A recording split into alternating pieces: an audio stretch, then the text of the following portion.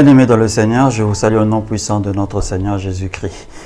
Nous voici encore une fois dans notre émission Vie en Christ. Nous sommes en train de traiter un sujet qui est la délivrance. Nous sommes en train de parler des chrétiens et de la délivrance. Nous avons introduit le sujet, nous avons fait voir le pourquoi, nous avons fait voir comment les choses pourront être faites. Nous avons explicité en fait pourquoi la délivrance. Dans notre introduction, nous avons vu des points bien importants. Dans la seconde session, nous avons essayé de répondre à une question ce qui est très importante. D'où viennent en fait tous ces esprits qui possèdent les personnes? Je ne veux pas dire qu'ils possèdent les chrétiens en tant que tels, mais qui possèdent d'abord les personnes.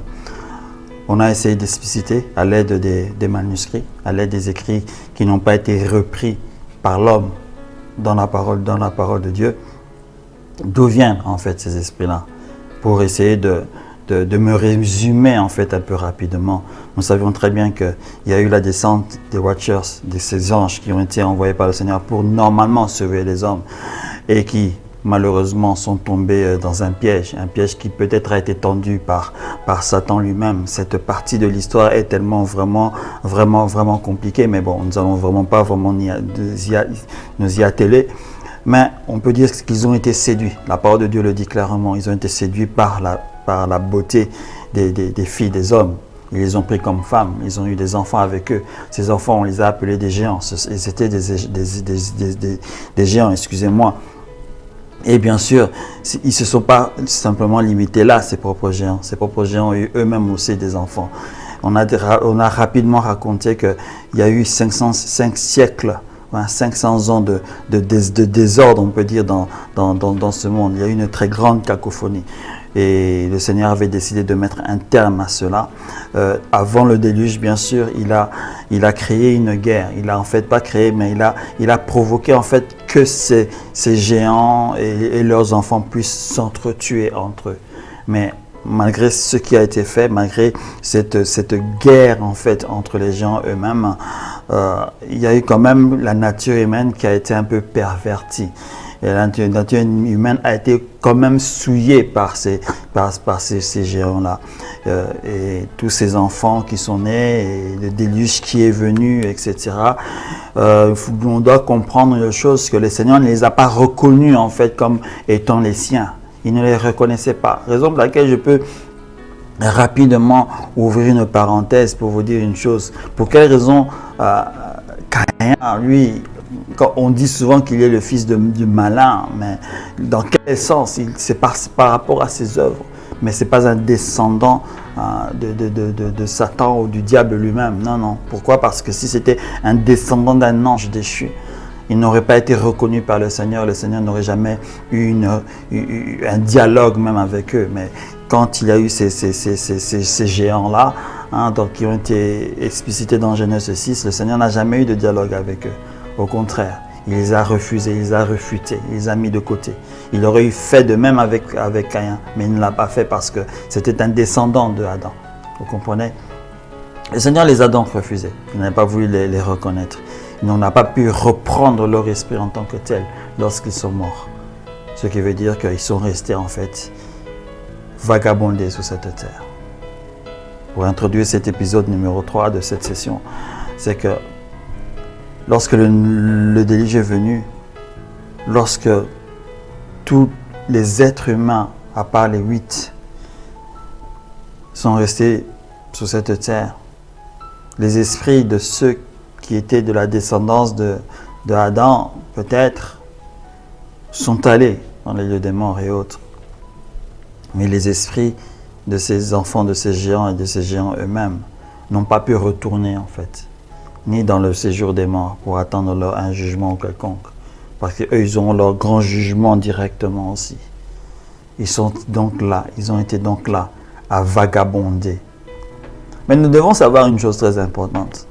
Le déluge étant là, on dit que, si vous y croyez bien sûr, parce qu'il faut y croire, si vous croyez que le déluge avait recouvert toute la terre entière, ces anges ou bien ces esprits, appelons-les maintenant comme ça, ont commencé à se balader sur cette terre pendant que le bateau, ce grand paquebot de Noé était en train de voguer à gauche, à droite.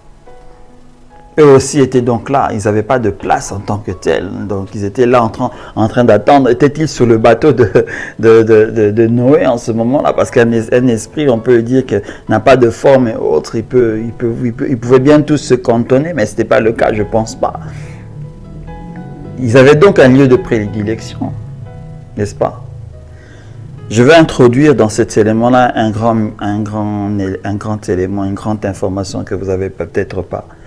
Souvenez-vous que lorsque le Seigneur avait déclaré qu'il y aura le déluge, c'était pour détruire les éléments à la surface de la terre. Est-ce que les poissons, les animaux, marins, etc. sont morts? C'est une très grande question, vous savez. Mais étant donné que le Seigneur avait parlé des éléments sur la terre, et non des éléments qui étaient dans la mer, parce que Noé, souvenez-vous, n'a pas pris 2 pieuvres, 2 carpes, 2 requins pour le mettre dans son petit paquebot là. Non, il ne l'a pas fait. Dans l'arche, il n'a pas fait ça. Donc ils étaient tous là. On peut dire que tous les animaux marins étaient donc là. Ces esprits avaient donc un seul lieu pour aller. C'était à la mer et dans les animaux marins.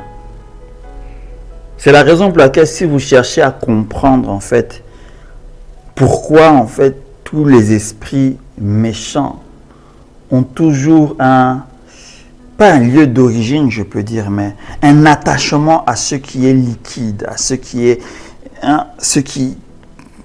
lié à l'océan, au fleuve, etc. Il faut remonter à cette époque-là pour comprendre. Parce qu'après la perte de leur demeure, la seule demeure qu'ils avaient était les animaux marins dans l'eau. C'est pour ça que dans cette session-ci, nous allons un peu parler de ce royaume en fait des eaux. Parce qu'il faut comprendre ça. Il faut comprendre qui nous possède. Il faut comprendre d'où ils viennent. C'est vrai qu'ils errent maintenant. Il y a la terre ferme, il y a les hommes, ils errent et ils cherchent toujours des demeures. Mais à 90%, ils sont tous issus de cette contrée-là. Parce qu'il y a un royaume sous la mer. Nous n'allons pas parler de mysticisme, entre parenthèses. Non, je ne veux pas aller... parce que ce n'est pas ce cours que nous donnons, non. Mais je vais vous donner juste une connaissance de ce qu'il y a. Que vous ayez entendu des témoignages disant que ce royaume existe et que son entrée est dans telle région de la terre, telle région de la terre, telle région de la terre. Ce sont des entrées, pas une entrée, qui permettent en fait d'atteindre ce royaume-là. Vous pouvez me dire, mais on parle de ce royaume comme si il existe vraiment, parce que vous en entendez parler, on en entend parler. Quand vous venez dans la foi chrétienne, forcément vous avez au moins entendu parler de ça une seule fois. C'est même souvent difficile à croire. Mais ce royaume-là, il existe. Souvenez-vous, la parole de Dieu nous dit que tout genou fléchira. Ces genoux qui vont fléchir viendront d'où? Dans le ciel, sur la terre, sous la terre, dans les mers. Bizarre. Parce que le Seigneur sait qu'il y a quelque chose là-bas. Et il nous ouvre les yeux par rapport à l'aide de ce verset-là. À l'aide de ce verset, il nous ouvre les yeux. Il nous dit que sachez qu'il y a un royaume et des gens y habitent dans ce royaume-là. Et qui y habite? Vous venez d'entendre, je vous l'ai dit au début, il n'y a pas quelques minutes. Une partie sont bel et bien là-bas, dans ce royaume-là. Et d'autres, bien sûr, sont en train de voguer. Souvenez-vous, lorsque le Seigneur Jésus avait chassé des démons d'un homme, je pense, il avait demandé de les envoyer dans des cochons qui étaient là à côté. Mais là, une fois ils étaient entrés dans ces cochons-là, où se sont-ils dirigés? Dans le lac directement. Dans la mer qui était juste à côté. Parce que c'est comme si ce troupeau de cochons leur a servi juste de bus, de voiture, hein, pour les transporter en fait dans leur demeure d'où ils venaient. Ça paraît étrange. Donc, ces descendants de géants, ces esprits de ces descendants de géants, ont tout un tas de formes. Si on peut appeler forme entre parenthèses. Parce qu'ils ont une forme d'origine. D'autres sont comme des hommes, d'autres sont comme des animaux, d'autres sont comme des poissons, d'autres sont mi-homme, mi-poisson, mi-animal, etc. C'est la raison pour laquelle on a ce qu'on appelle des sirènes aujourd'hui. Il ne faut pas vous méprendre, ce sont des choses qui existent. Même si des légendes de marins en racontent tout un tas d'histoires, c'est parce que, vous savez, une histoire ne naît pas forcément comme ça, du jour au lendemain, non. Il y a toujours un début à quelque chose, il y a toujours une origine. Les sirènes qui viennent des eaux sont des descendants de ces esprits-là. Mâles et femelles. Ils peuvent quitter leur forme de sirène pour prendre d'autres types de formes, des formes humaines entre parenthèses. Ils peuvent laisser leur esprit pour entrer en fait en vous aussi et vous posséder en tant que tel. Ils ont un royaume où ils vivent.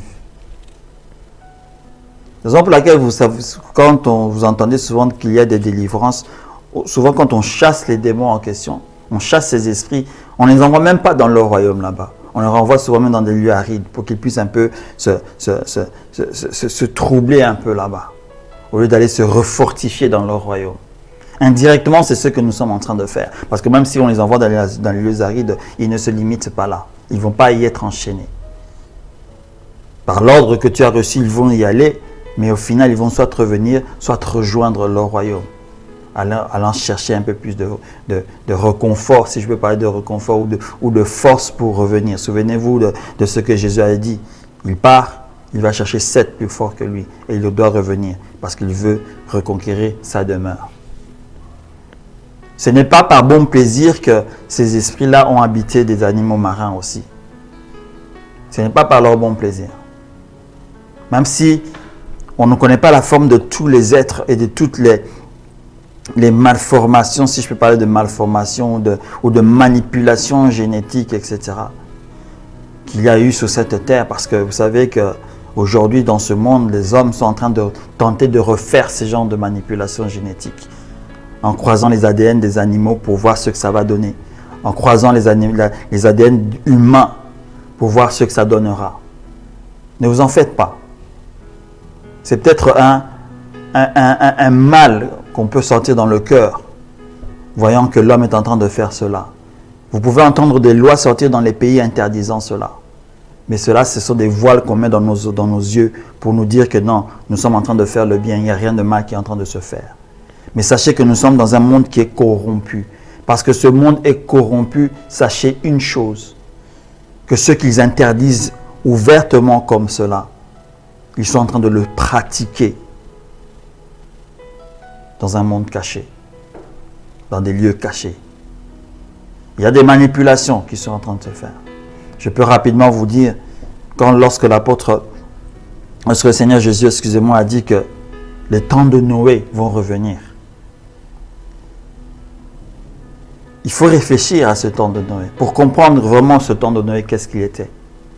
Il faut se remettre à l'époque. Il faut essayer d'atterrir historiquement parlant et voir ce qui s'est passé en ce temps de Noé. Vous devez savoir que le temps de Noé se divise en deux intervalles ou en 2 parties. Excusez-moi de l'erreur. Il y a 2 parties dans le temps de Noé. Il y a le temps de sa naissance. Et il y a le temps de son appel lorsque le Seigneur lui a dit qu'il va avoir le déluge. Sachez que l'arche, il ne l'a pas conçue en 10 ans, 3 ans, 4 ans. Mais il y a eu une centaine d'années qui s'est passé. Je voudrais bien reprendre ma charte et vous dire le temps approximatif. Peut-être je vais vous l'écrire là dans la vidéo, vous allez le voir. La première partie, il y a eu presque 500 ans, je vous l'ai dit, où non seulement les anges déchus sont venus, quelques jours ou bien quelques années, excusez-moi, avant la naissance de Noé. Noé les a trouvés là. Il y a le désordre qu'il y a eu. Il y a eu la bataille des géants entre eux et leur destruction. Et il y a un autre temps maintenant où après cette bataille-là, après ces guerres-là, après cette destruction des géants, il y a eu la corruption de la race humaine. C'est de cette deuxième partie que le Seigneur Jésus est en train de parler. Que la race humaine va être corrompue encore une fois. C'est ce que les gouvernements et les hommes de ce monde sont en train de faire aujourd'hui. Au travers le transhumanisme, vous êtes en train d'entendre ce mot-là. Transhumain, rendre l'homme plus perfectionné, croyant comme si Dieu ne nous avait pas déjà perfectionné en tant que tel. Notre imperfection vient du péché. Mais l'homme ne pourra pas nous remettre dans l'état de la création d'Adam et Ève. Il croit qu'on arrivera là, même aller peut-être au-dessus de cela, mais c'est impossible. Et c'est grâce au transhumanisme qu'ils sont en train de tenter de faire cela, de donner à des hommes des potentiels. Et ces potentiels, ils les cherchent en quoi? Ils les cherchent dans les animaux. Mélanger des ADN, l'ADN d'un gorille, d'un cochon, parce que le cochon a ceci, etc. Donnons cette capacité à l'homme. Le gorille a cette force, si on met cet ADN, il aura cette force, il y aura une transformation. Tel animal, tel lézard a un ouïe très développé. Si on donne cela, on va développer l'ouïe de l'homme. L'exemple que vous voyez de toutes ces choses-là, ce sont ces films que vous voyez qui sont faits par les studios Marvel. Quand on parle des super-héros et toutes ces choses. Tous ces hommes transformés génétiquement, boostés génétiquement. Est-ce que ce sont ces êtres-là qui ont existé pendant le temps de Noé? Je ne peux pas vous dire.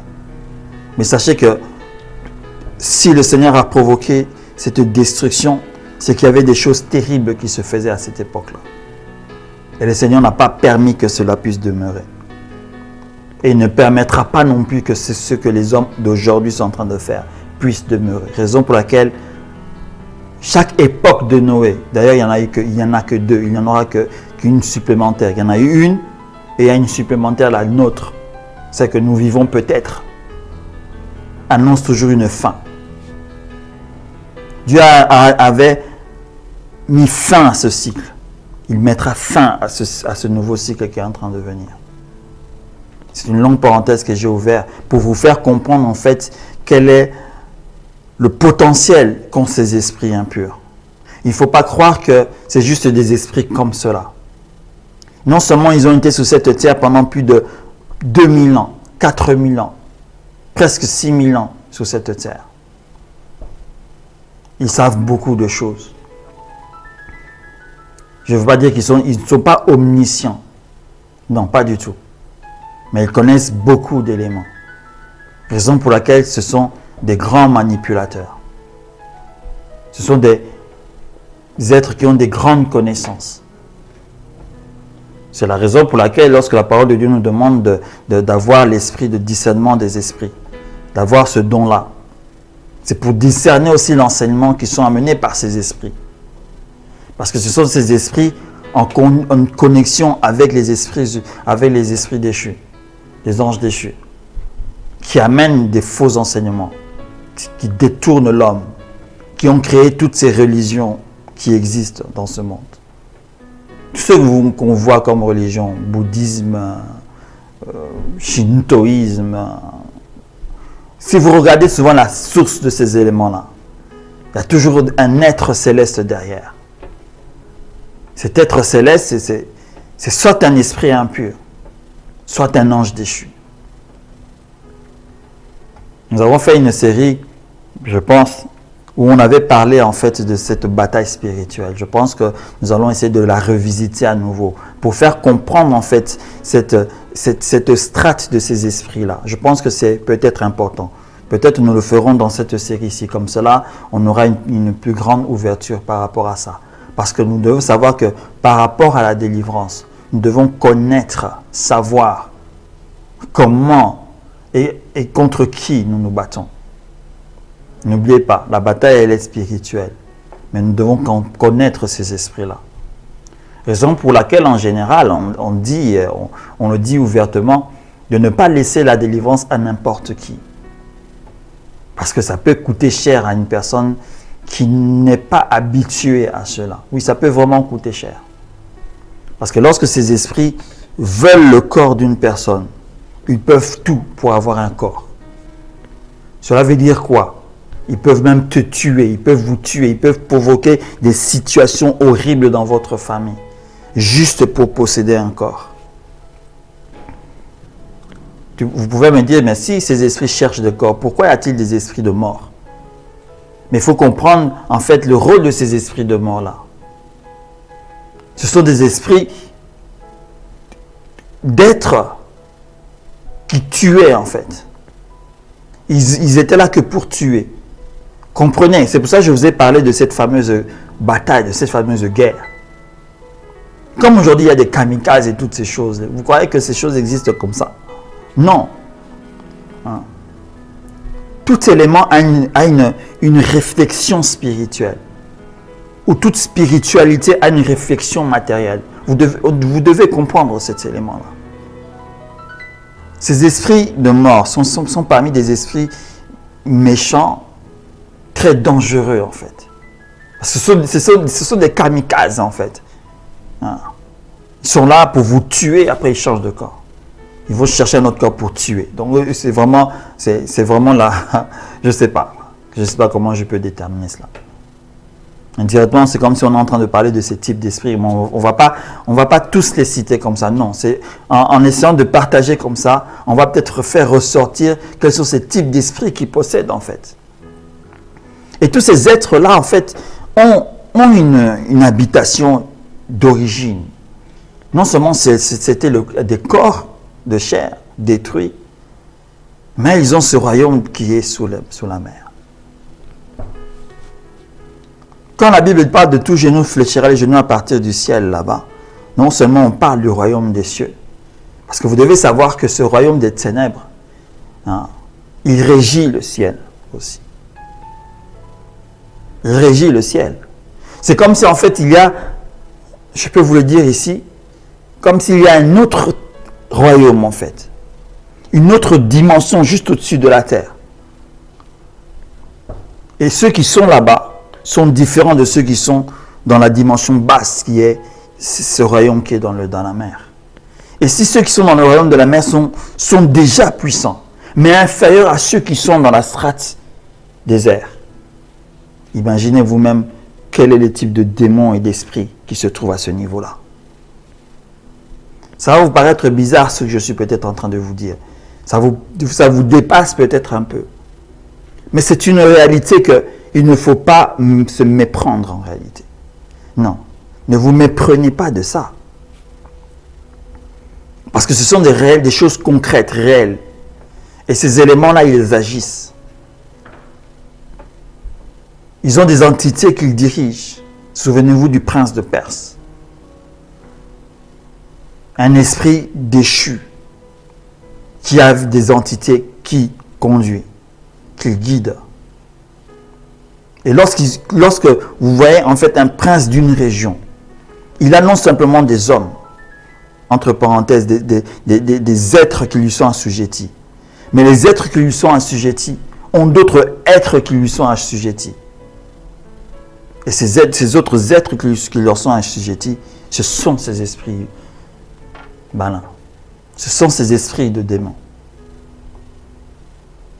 Regardez toujours que chaque fois qu'une invocation des éléments occultes se font, l'eau ne manque pas. Pourquoi l'eau ne peut pas manquer? Pourquoi souvent, comme dans les pays d'Afrique par exemple, d'Amérique du Sud par exemple, d'Asie aussi, lorsqu'il faut faire ce genre d'appel à des esprits, quel que soit le type d'esprit qu'ils vont appeler, pourquoi se dirigent-ils vers des lacs, vers des rivières? Et s'il n'y en a pas, ils devront mettre un bassin avec de l'eau. Que cela vous réveille un peu, pour vous faire comprendre pourquoi. Parce que leur invocation qu'ils doivent faire, doivent appeler ces êtres-là de ce royaume-là. C'est un royaume qui est grand, parce qu'il couvre toute la surface marine de la terre. Ne vous méprenez pas avec des témoignages qui vous disent que non, il y a un royaume qui, comme celui que j'ai un jour entendu, celui qui se trouve au niveau du golfe, c'est le golfe du Gabon, de la Guinée, je pense. Un autre qui se trouve au niveau de l'Inde. L'autre qui se trouve au niveau entre l'Atlantique, au nord de l'Atlantique, entre l'Amérique et l'Europe. Un autre, je pense, c'était au sud. Il parle d'un autre qui se trouve au niveau de la mer du Pacifique, etc. Ces témoignages peuvent dire ce qu'ils veulent. Mais c'est un seul royaume qui s'étend dans toute la surface marine. Quand eux parlent de royaume, en réalité, ils ne parlent que de portes d'entrée principaux. Mais même si ce sont des portes d'entrée principaux, dans leurs invocations, dans leurs appels à ces forces, il suffit qu'ils aillent dans des rivières. Il suffit qu'ils aillent au bord de la mer, à la plage. De mettre, pour certains sorciers, des bassins d'eau pour invoquer ces esprits.